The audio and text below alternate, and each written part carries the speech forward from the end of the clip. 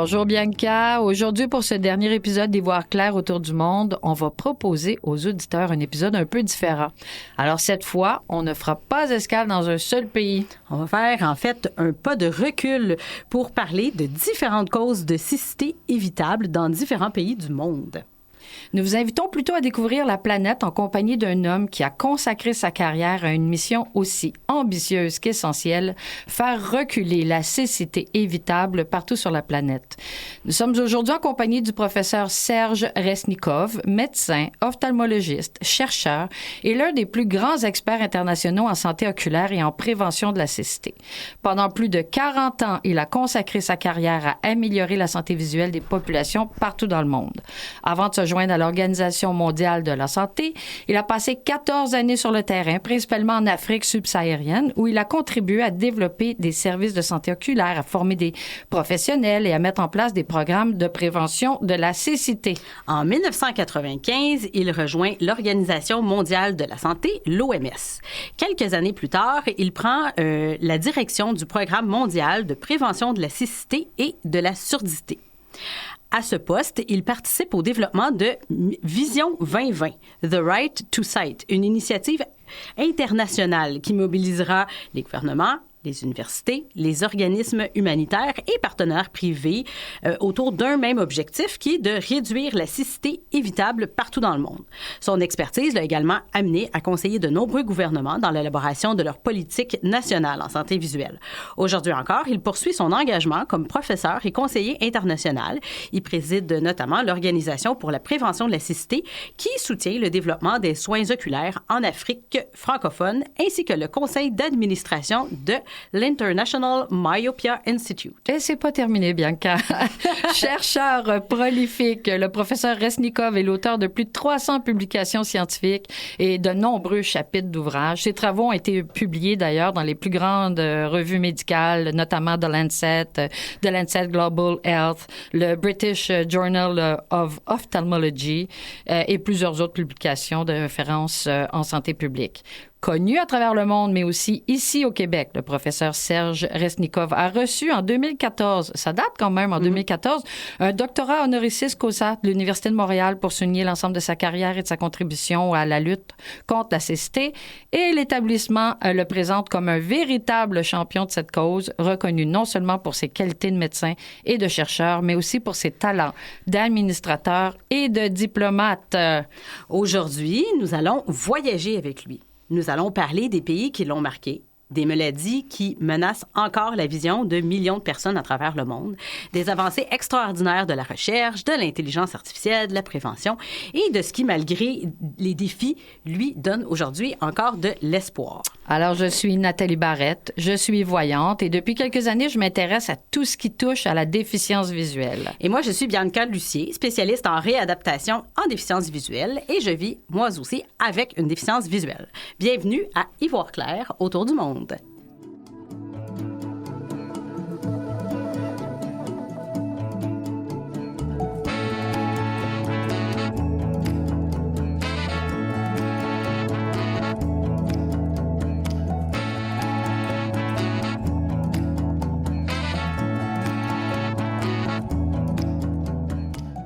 Alors, on va s'entretenir avec Dr Resnikov qui est avec nous, mais dans quelques instants avant, Bianca, je voulais voir tes recherches t'ont permis de dresser un portrait de la santé visuelle dans le monde. C'est quoi les chiffres qui t'ont marqué? Les plus récents proviennent d'une mise à jour de l'Organisation mondiale de la santé qui a été publiée en février 2026, donc tout récemment, et qui s'appuie sur les plus récentes estimations mondiales qui sont disponibles. Donc, les chiffres vont dire, en fait, que 2,2 milliards de personnes vivent avec des limitations visuelles de près ou de loin. C'est sûr que là, c'est ça qu'on va pouvoir aborder un peu plus aujourd'hui, mais des difficultés visuelles. OK. Au moins 1 milliard de ces cas-là auraient pu être évités ou ne sont pas encore traités. Dans le fond, sont évitables. Mm-hmm. Ce qui représente une personne sur 2 atteinte de limitations visuelles. Donc, c'est quand même non négligeable. Mm-hmm. Dans les pays où il y a un faible revenu, 2 personnes sur 3 qui auraient besoin de lunettes n'y ont pas accès. Écoute, c'est assez aberrant, les chiffres que tu me sors là. On va s'entretenir après tout ce long préambule, on va s'entretenir avec le docteur Serge Resnikov. C'est un immense honneur de vous recevoir. Merci d'avoir accepté notre invitation. Écoutez, merci beaucoup. C'est surtout moi qui vous remercie parce que c'est un immense plaisir d'être avec vous. Et ça me rappelle aussi le temps que j'ai passé un petit peu au Québec et j'en garde vraiment un souvenir merveilleux, y compris sur le plan professionnel, en ce sens que c'est quand même un des endroits du monde où la déficience visuelle est probablement la mieux prise en charge. Et ça mérite d'être souligné. Ah, c'est intéressant, ça. Oh, oui. De quel point de vue vous trouvez que la déficience visuelle au Québec a une bonne prise en charge? Parce que ça fait partie du système de santé, parce que le parcours de soins est parfaitement balisé, parce qu'il y a des professionnels qui sont formés, parce qu'il y a un système qui est mis en place. Et ça, c'est probablement quelque chose dont on va parler à plusieurs reprises dans cet entretien. Voilà, les systèmes, c'est très important. Il y a beaucoup d'endroits où il y a des gens qui sont formés, mais il n'y a pas le système. Et il y a encore plus d'endroits où il n'y a ni système ni personne formée pour la prise en charge des personnes avec une déficience visuelle. Docteur Resnikov, avant de parler de votre impressionnante carrière et surtout de la santé visuelle à travers le monde, je voudrais juste revenir au tout début. Vous avez grandi dans quel coin de pays, puis vous avez découvert cet intérêt-là pour l'ophtalmologie. À quel moment dans votre vie? Ça peut être une histoire un peu longue que je vais essayer de raccourcir, mais voilà, je suis, comme mon nom l'indique, né à Paris. Mes racines génétiques sont beaucoup plus à l'est. Voilà, né à Paris, mais sans aucun gène français.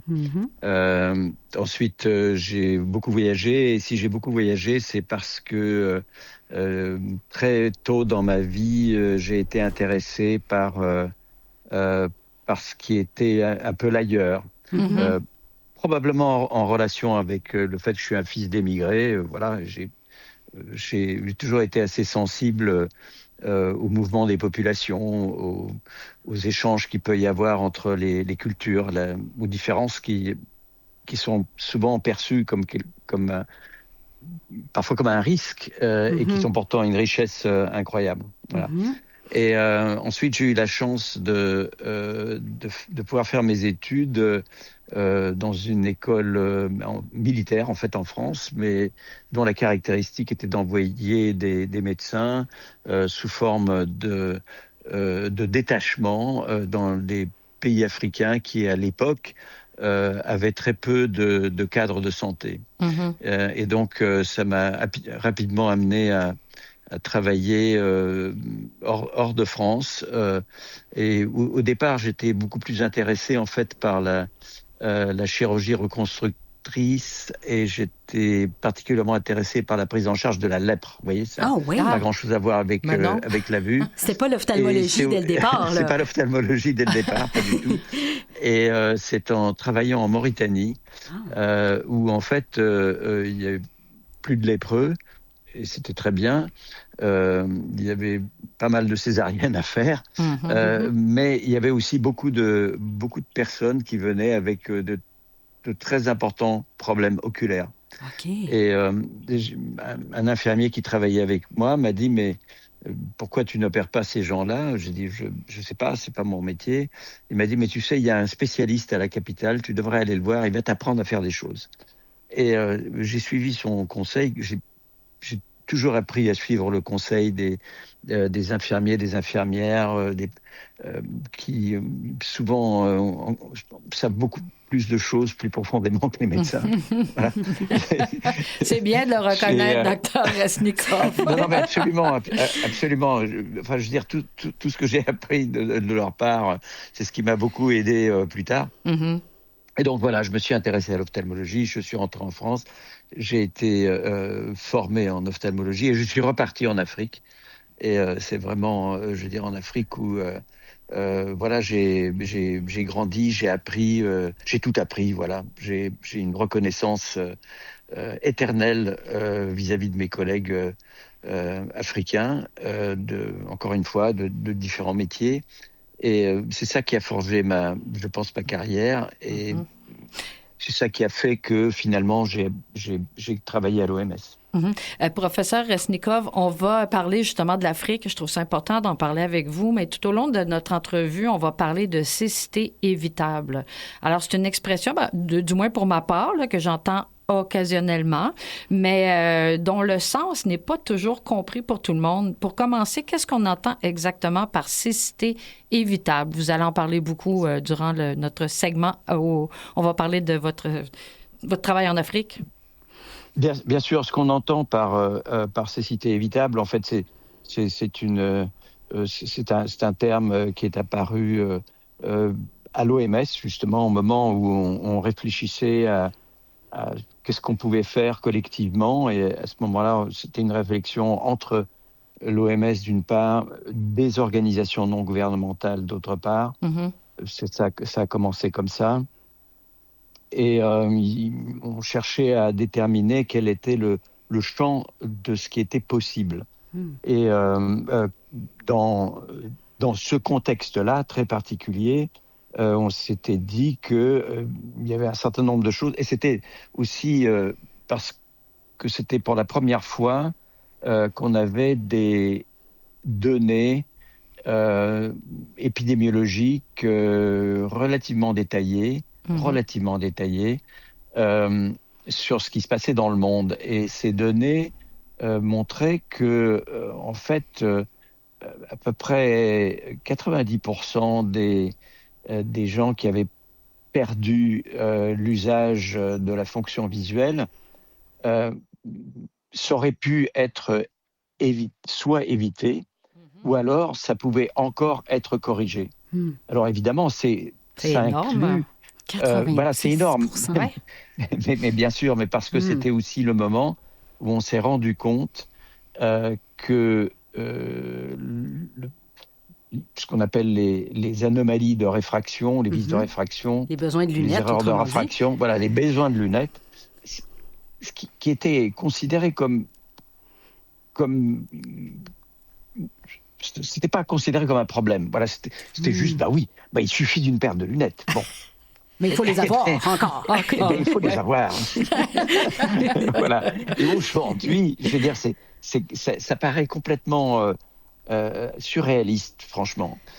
Aujourd'hui, 500 millions de personnes dans le monde n'ont pas une paire de lunettes pour lire. C'est incroyable. C'est énorme. Voilà. Bon, alors ça paraît tellement simple. Ça paraît tellement simple quand on vit dans ici. un pays, voilà, où il y a des systèmes de sécurité, d'assurance maladie, de prise en charge sociale, de choses comme ça. Mais la majorité des personnes qui vivent sur la planète, l'énorme majorité, n'ont pas accès à ça. On y pense pas, c'est incroyable. Voilà. Et souvent, elles ne savent même pas qu'en fait, avec une paire de loupes pour lecture, voilà, elles pourraient lire, elles pourraient mieux trier des grains de riz, elles pourraient mieux cueillir des feuilles de thé, elles pourraient travailler plus facilement même dans une usine, par exemple. Voilà, on ne sait pas qu'il y a une solution aussi simple. Après, il y a des gens qui savent, mais l'accès à des lunettes bon marché, c'est parfois très difficile parce que les lunettes qu'on va trouver en vente dans les magasins d'optique, etc., elles seront en fait très chères. Elles sont en fait trop chères parce qu'il n'y a pas de système d'approvisionnement, etc.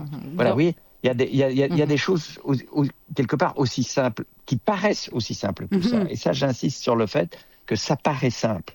Parce que le jour où on veut corriger ça, on s'aperçoit qu'en fait, il y a des quantités d'obstacles et ce n'est pas aussi simple. Et si c'était si simple que ça aurait été ça serait réglé.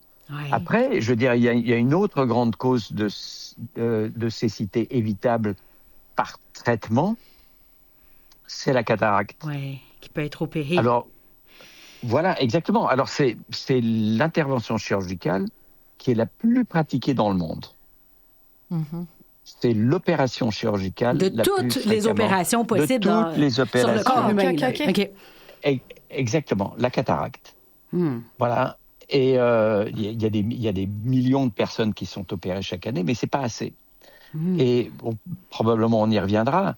Le problème est que il n'y a pas assez d'interventions qui sont faites, et malheureusement, trop souvent, le résultat de la chirurgie n'est pas ce qu'il devrait être. Oh, donc des chirurgies qui ne sont pas nécessairement bien pratiquées? Alors, elles sont la plupart du temps bien pratiquées, mais quand on opère de la cataracte, on remplace le cristallin que l'on enlève par une petite lentille en plastique Oui. qu'on appelle un implant intraoculaire et qui va donc remplacer. Autrefois, on enlevait le cristallin et on mettait une grosse paire de lunettes avec des verres très épais. très épais, difficiles à porter, qui donnaient une bonne acuité visuelle, mais on avait voilà, c'était quand même c'était quand même pas très bon comme résultat. Aujourd'hui, au lieu de mettre des lunettes, on met quelque part l'équivalent des lunettes à l'intérieur de l'œil. Le problème est que dans beaucoup d'endroits, on n'a pas la puissance de la lentille qu'il faudrait compte tenu de l'œil que l'on opère. Et donc on met ce que l'on a, on met ce qui est de plus proche. L'implant intraoculaire, il est à peu près. Il n'y a pas tout à fait la bonne puissance. Okay. Exactement. Okay. Et donc la personne, une fois opérée, eh bien, elle va se retrouver avec une vision qui ne sera pas optimale et qui sera quelquefois peu différente de celle qu'elle avait avant d'être opérée. Oh, okay. La qualité de la vision sera bien meilleure, en termes de contraste, de couleur, etc. Mais, en fait, la personne ne verra correctement que si elle a une paire de lunettes en plus. Ouais. Et très souvent, cette paire de lunettes-là n'est pas disponible. Okay. Mais docteur Resnikov, on parle d'Afrique en ce moment. Je me pose la question. Mais vous parlez en général. Si je reviens à l'Afrique, entre autres, parce qu'on a reçu récemment quelqu'un du Cambodge ou du Cameroun. Alors, je me pose la question, est-ce que les villes, parce que si on est en Afrique, pour avoir visité le Burkina Faso, je sais qu'à Ouagadougou, il y a probablement plus de services. Mais pour être allé en région, en campagne et tout ça, ils n'ont pas de services et ils ne peuvent pas se déplacer, les gens. Est-ce que les pays pauvres sont plus sujets à avoir des gens qui ont des problèmes de cécité? Absolument. Il y a à peu près, je veux dire, en termes de prévalence, c'est-à-dire de fréquence, il y a 4, 5, 6 fois plus de personnes déficientes visuelles dans les pays à bas revenus. Ah oui, 4 à 6 fois plus. Puis, une question. Alors, oui. Ensuite, ça va dépendre. En fonction des causes, ça va être différent. Le type d'atteinte visuelle, c'est ça, oui. Voilà, selon les causes. Alors, c'est clair que quand vous allez dans certaines régions, vous allez avoir certaines causes qu'on ne trouve pas ailleurs, qui vont donc venir se surajouter aux causes que l'on trouve partout. Comme la cécité des rivières ou des choses comme ça? Exactement, comme la cécité des rivières, comme le trachome, comme les carences en vitamine A. Ensuite, par exemple, pour les enfants, il va y avoir beaucoup plus de cas de rétinopathie des prématurés dans les pays où la prise en charge des prématurés n'est pas optimale. Ouais. Ou bien elle est peut-être optimale, mais il n'y a pas les équipements, la technologie qu'il faut pour examiner ces tout petits patients et éventuellement faire un traitement qui va leur éviter d'avoir des complications de leur prématurité au niveau des yeux. Est-ce que vous pouvez... Excusez, je voulais juste faire une parenthèse pour expliquer aux gens qui nous écoutent la maladie des rivières qui est l'onchocercose, c'est ça? Oui, bien sûr. Pouvez-vous l'expliquer brièvement, c'est quoi pour les gens qui nous écoutent? Alors, voilà, il y a en Afrique, dans certaines parties d'Afrique, une maladie qui est due à un parasite qui s'appelle onchocerca volvulus. C'est pour ça que la cécité des rivières s'appelle aussi l'onchocercose. C'est en fait ce sont des vers microscopiques qui vont se transmettre, qui vont être transmis d'un patient à l'autre par des petites mouches qui ressemblent aux maringouins que l'on trouve chez vous. Ils sont, vous connaissez même l'expression qu'on utilise. Je l'ai appris en parlant avec des étudiants les maringouins à Montréal, voilà. Ouais, En disant c'est des petits moucherons qui piquent à une certaine période de l'année, c'est assez douloureux, etc. Voilà. Et en fait, c'est à peu près les mêmes, mais bon. Là, il y en a une variété qui est particulièrement, qui se développe particulièrement dans les pays chauds et dans des rivières où il y a un courant avec une certaine vitesse. Voilà, il faut qu'il y ait un environnement très particulier. Mais les gens qui vivent dans cet environnement-là sont particulièrement exposés à cette maladie parasitaire. Donc, le parasite va en fait attaquer les yeux, toutes les parties de l'œil. Toutes les parties. Et historiquement, dans certains villages, il y avait jusqu'à 75% des adultes qui étaient totalement aveugles à partir de l'âge de 45 ans. C'est dégénératif. Absolument terrible. Est-ce que c'est encore le cas? En fait, est-ce qu'il y en a encore beaucoup, Dr. Resnikov? Non, il y en a beaucoup moins parce qu'on a trouvé un médicament qui s'appelle l'ivermectine ou le Mectisan. Et heureusement, le laboratoire qui produit ce médicament, qui est le laboratoire Merck, depuis une trentaine d'années maintenant, a fait une donation de ce médicament pour lutter contre l'onchocercose. C'est dans quel... Excusez-moi, je vous interromps, parce que quand vous m'avez dit 60% des gens de 45 ans et plus dans certains villages... C'était plus de 70%. 70, c'est dans quel pays, ça, qu'il y a eu ça? Alors, c'était les pays essentiellement d'Afrique occidentale. Vous avez mentionné le Burkina Faso. Oui, l'Afrique francophone, beaucoup subsaharienne, c'est ça? Oui, mais aussi anglophone. Anglophone aussi, puisque, je veux dire, grosso modo, c'était une ceinture partant, disons, du Sénégal, du Libéria, de la Guinée. OK. Et allant vers l'Est. Vers l'Est aussi, c'est ça, OK. Voilà, toute cette partie, disons, de la savane. Et c'est dans cette partie-là que c'était le plus important. C'est là aussi où la lutte a commencé. Le Mali, par exemple, était très touché. Le sud du Niger. Mais aussi toute la partie nord du Nigeria, par exemple, ce qui est quand même énorme. Mais voilà, le nord du Ghana, une partie de la Côte d'Ivoire, et jusqu'au Tchad, jusqu'au Soudan,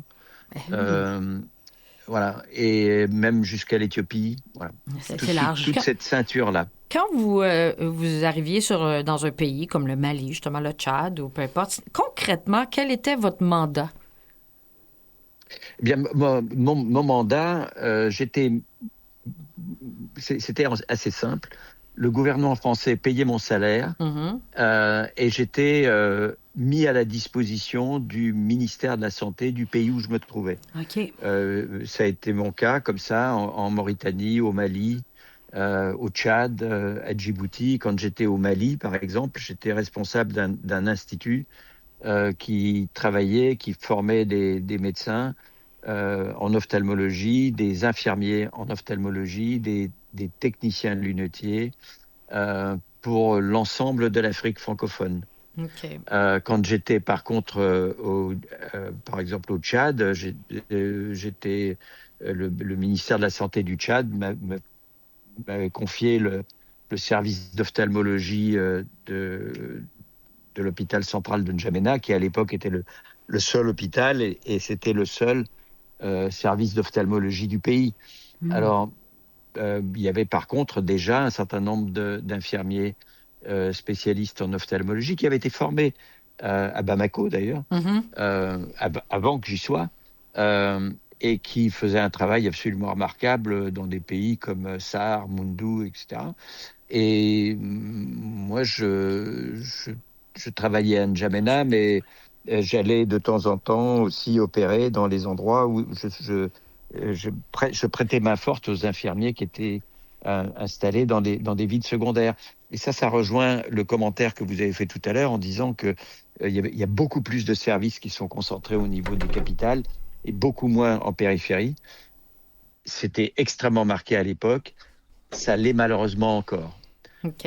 Aujourd'hui, il y a toujours beaucoup plus de services dans les capitales et dans les grandes villes qu'en zone rurale. Mais c'est pas quelque chose qui est propre à l'Afrique. Hein. C'est quelque chose qu'on trouve en Europe. Ouais. C'est quelque chose que l'on trouve en Asie. Voilà, il y a une différence colossale entre les régions. capitales et les zones rurales. Avec le recul, en quoi toutes ces années passées sur le terrain en Afrique vous ont préparé à votre arrivée avec l'OMS? Parce que je veux qu'on en parle au retour de la pause, votre rôle au sein de l'Organisation mondiale de la santé. Alors, la raison qui m'a fait amener à l'Organisation mondiale de la santé, c'est que quand j'étais responsable de l'institut à Bamako, qui s'appelle l'IOTA, l'Institut pour l'ophtalmologie tropicale en Afrique, grâce à l'appui des collègues à Genève, on a transformé cet institut en centre collaborateur de l'OMS. Et donc, voilà, il y avait un lien, une connexion qui s'est créée pour moi personnellement, mais aussi institutionnellement pour cet institut, parce que justement, l'idée était que cet institut serve quelque part de lieu où les gens pouvaient être formés selon les directives de l'OMS, c'est-à-dire en étant sûr que la façon dont on formait les gens, on les formait aux meilleures pratiques possibles de l'époque. Voilà, c'est un petit peu ça l'idée. OK. Et puis, écoutez, on va passer à une pause, une courte pause, et puis on revient avec vous et on continue de parler de l'Organisation mondiale de la santé, mais je veux aussi surtout parler de la santé visuelle à travers le monde. Alors, on se retrouve dans quelques minutes.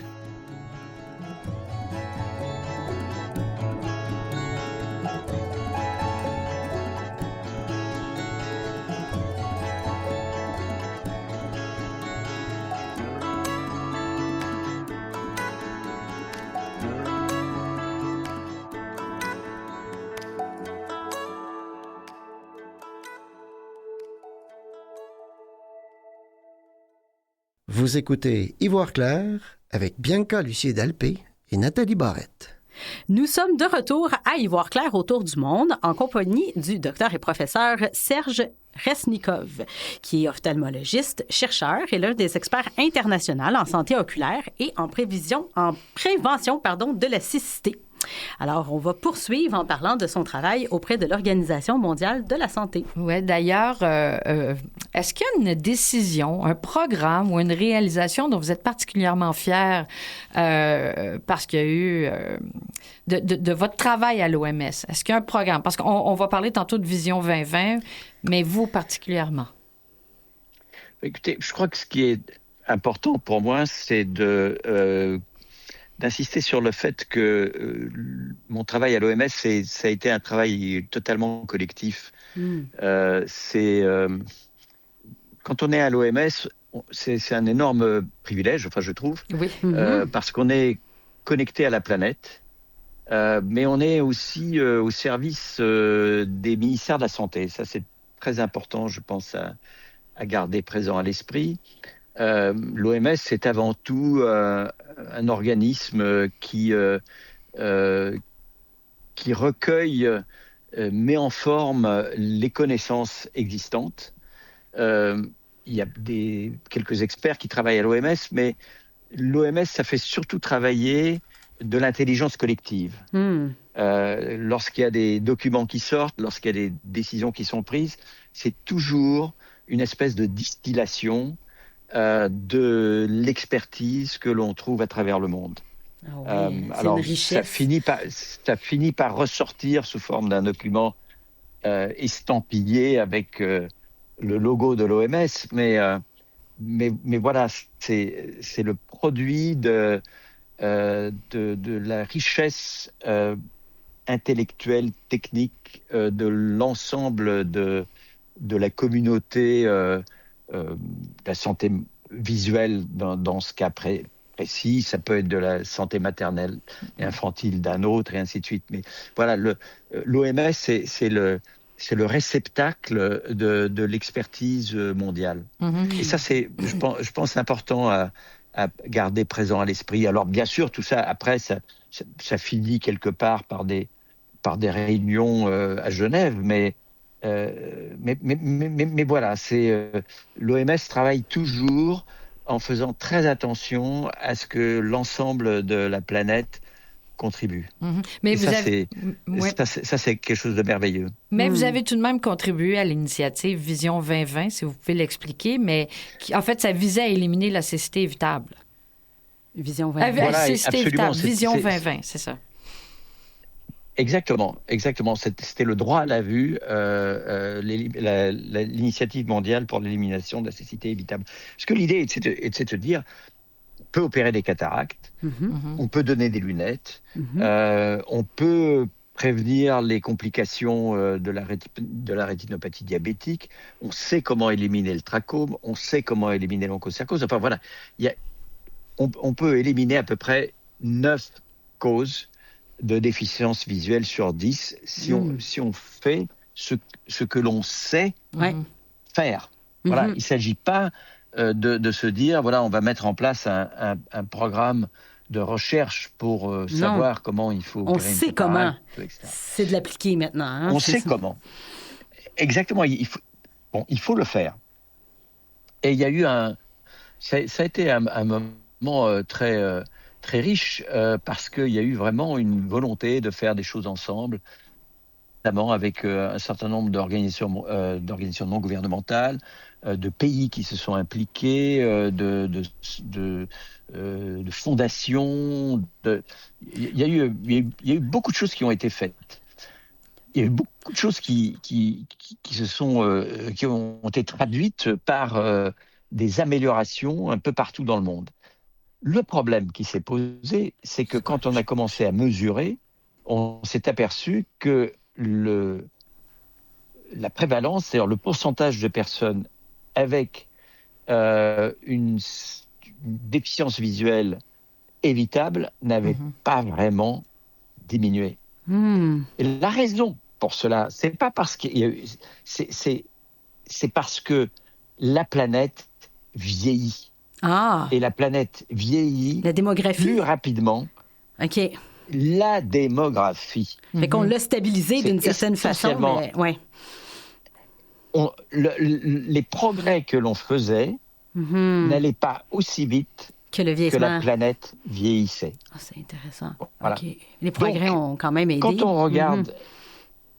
Exactement, parce que quand on regarde ce qu'on appelle la prévalence ajustée sur l'âge, c'est-à-dire c'est la proportion de personnes qui sont déficientes visuelles.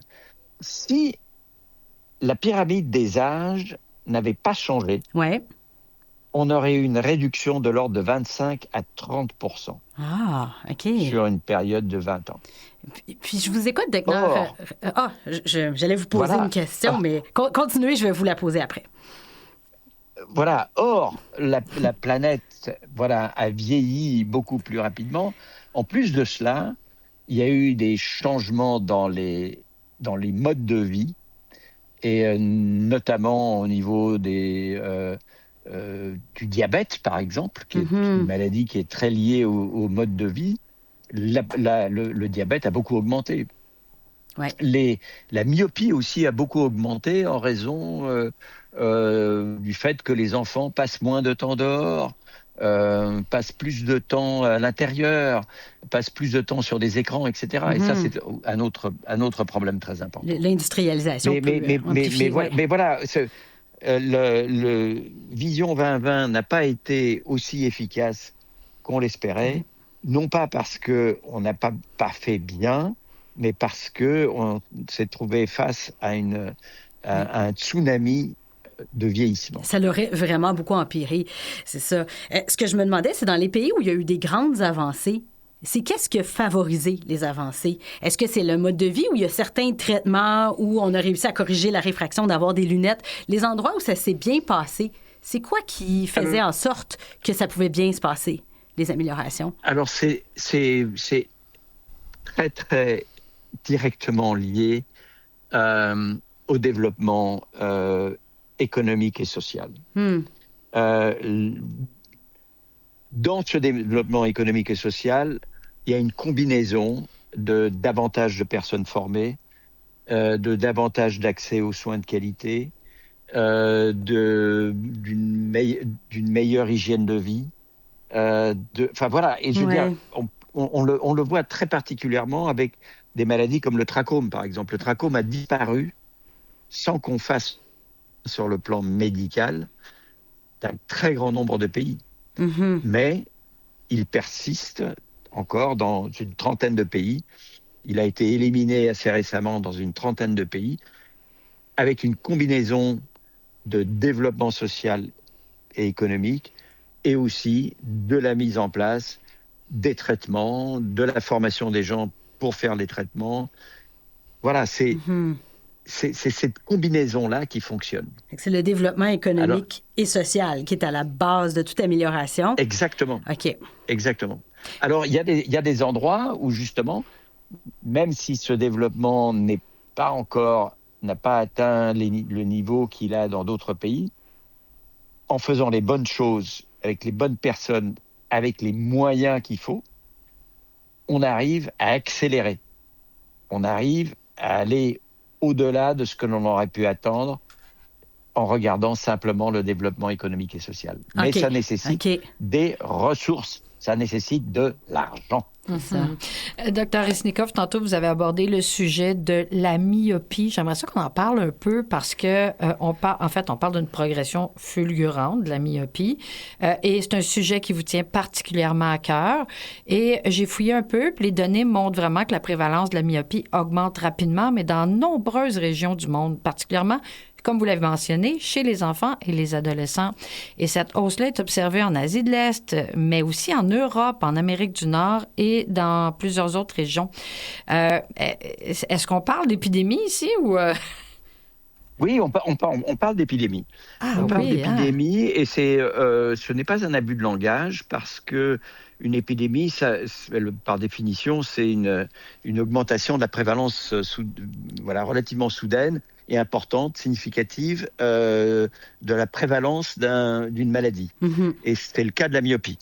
Alors, c'est vrai que quand on regarde le monde, il y a l'Asie de l'Est, où le problème est considérable, et il y a le reste du monde où le problème se développe.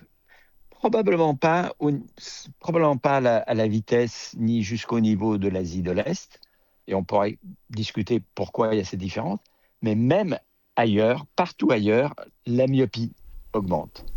Le problème de la myopie, ce n'est pas seulement le fait qu'il faille la corriger avec des lunettes. Le problème de la myopie, c'est que dès qu'on dépasse des myopies faibles, on rentre très rapidement dans des niveaux qui représentent un risque important pour la santé oculaire. Du décollement de rétine. Décollement de rétine, de dégénérescence myopique, mais aussi de glaucome, par exemple.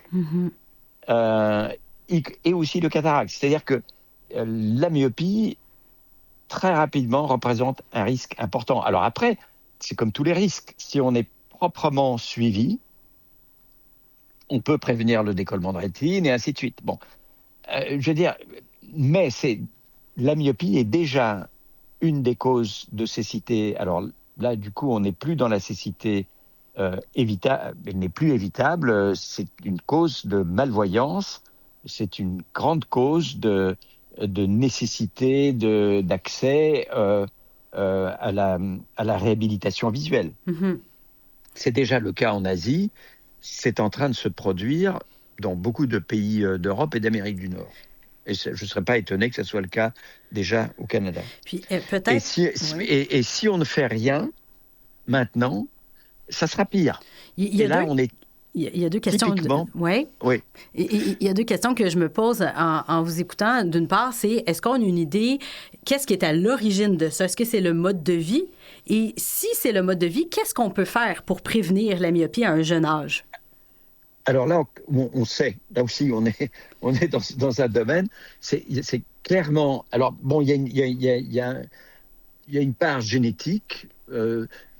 Deux parents myopes ont plus de chances d'avoir un enfant myope qu'un seul parent ou pas de parents myopes du tout.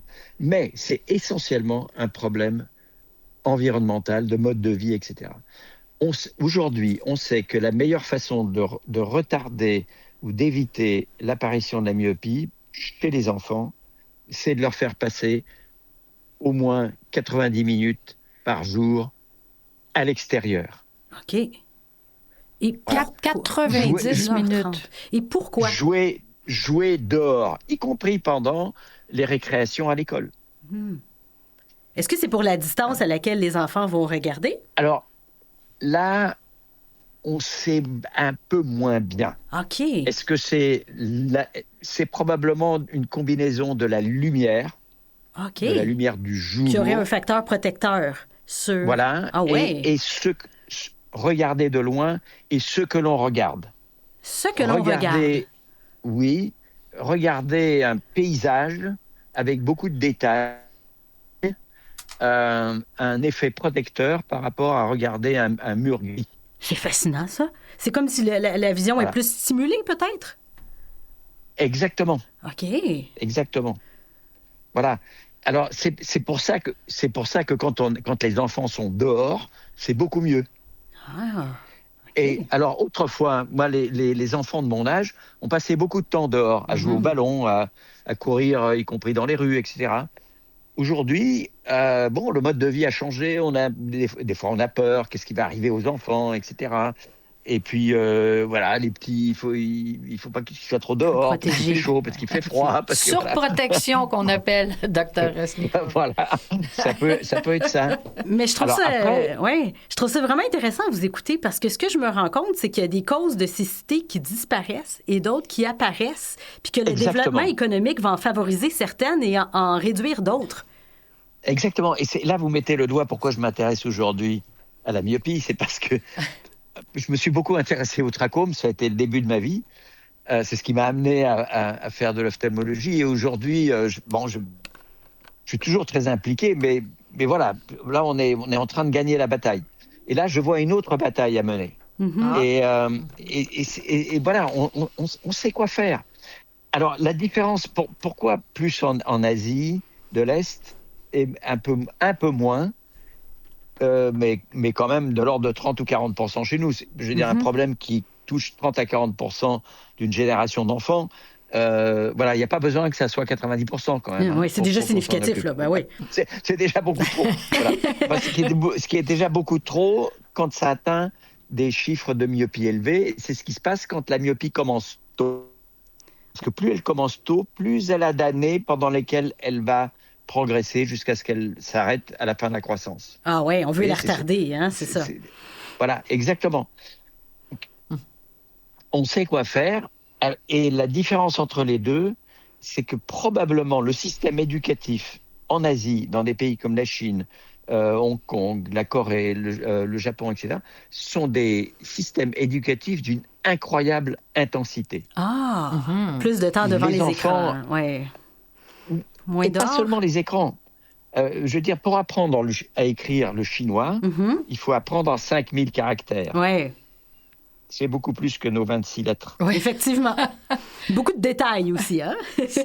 Oui, et puis je veux dire, il y a une pression sociale aussi sur les enfants d'excellence à l'école, dès l'école très jeune. élémentaire. Oui. Très jeune, très très jeune. Et c'est probablement ça la différence fondamentale qui explique les trajectoires différentes entre ce qui se passe en Asie de l'Est et dans le reste du monde. Justement, vous Mais avez... Oh, excusez. On a aussi une pression chez nous qui augmente. Oui. J'allais vous poser comme question, vous avez voyagé beaucoup, mais est-ce qu'il y a un pays qui représente, selon vous, un modèle en matière de prévention ou d'organisation des soins oculaires? Parce qu'on parle des pays où il y en a beaucoup où ça va pas bien, mais au contraire, à l'inverse, il doit y avoir des pays qui représentent des modèles en matière de prévention. C'est très c'est une question très difficile. Non, c'est une question que je me suis beaucoup posée et que je me pose beaucoup. Et alors, si vous voulez, encore une fois, on revient à la même chose. Plus on monte dans l'échelle du développement humain, disons, plus la prévalence de la cécité diminue, etc. Donc il y a un parallélisme entre le développement économique et social et éviter la cécité. Donc il y a ça. Okay. Ensuite, il y a des domaines dans lesquels certains pays sont excellents. Et au début de notre entretien, je disais, voilà, je trouvais que le Québec, alors je connais pas bien le reste du Canada, est particulièrement bon, par exemple, pour organiser tout ce qui est la prise en charge des déficiences visuelles, en particulier dans le champ de la réhabilitation, de la réadaptation, etc. Elle est au niveau de la santé. Hein? Il y a beaucoup de pays où ce sont des organismes ou des associations, tandis que nous, c'est intégré à notre réseau de la santé. Exactement. C'est précisément ça.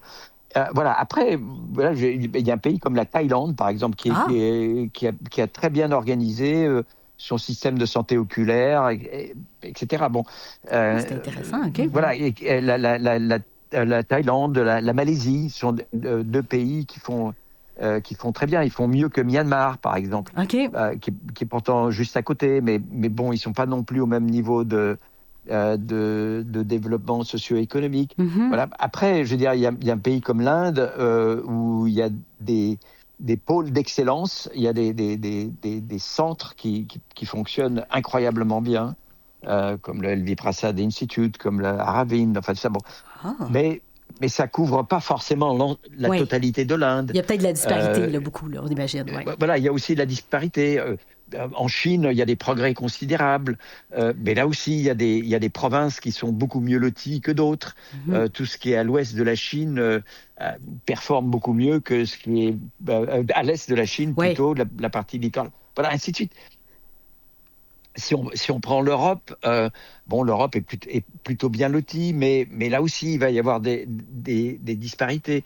Mais c'est là où j'en reviens, c'est les pays qui arrivent à mettre en place un système de santé oculaire intégré dans le système de santé en général, c'est ceux-là qui font le mieux. Puis, c'est une question que je me pose, que je ne sais pas si vous pourriez me répondre, mais dans les pays où il y a de la cécité ou de la malvoyance, qui est partout dans le monde, est-ce que vous avez remarqué que la qualité de vie des personnes atteintes allait être plus affectée? Est-ce que, par exemple, quand vous êtes allé en Afrique, vous avez vu, on a beaucoup de personnes avec déficience visuelle. Est-ce que vous saviez si ces personnes-là étaient bien intégrées à la société ou c'est des personnes pour qui la vie, c'était difficile, il y avait beaucoup de précarité? Est-ce que ça, vous savez, vous avez une idée de à quel point, dans les différents pays, la situation ou la qualité de vie des personnes ayant une déficience visuelle peut varier? Encore une fois, c'est une question très difficile pour moi de répondre parce que oui, il y a des choses que j'ai observées. Oui, j'ai plutôt tendance j'ai l'impression que les pays où l'intégration communautaire est importante, ça se passe mieux.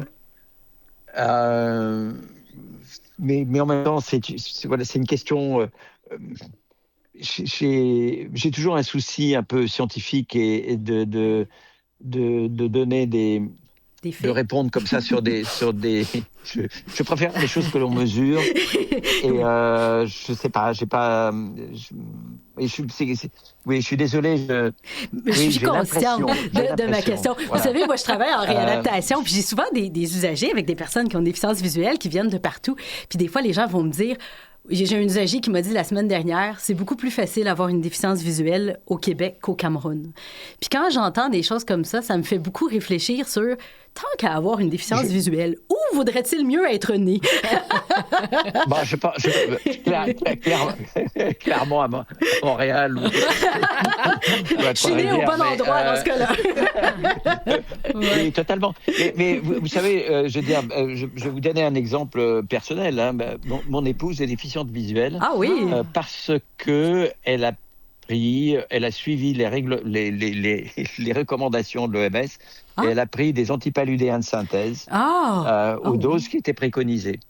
Malheureusement pour elle, elle doit avoir un déficit génétique qui fait que elle métabolise moins bien la chloroquine c'est ironique, que la plupart des gens.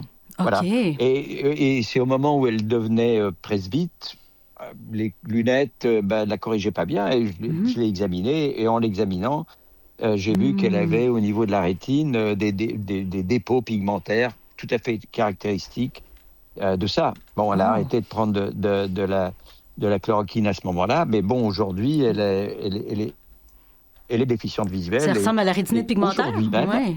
OK. Voilà. Aujourd'hui même, elle est allée consulter un ophtalmologiste. J'ai la chance d'habiter dans le Val-de-Loire.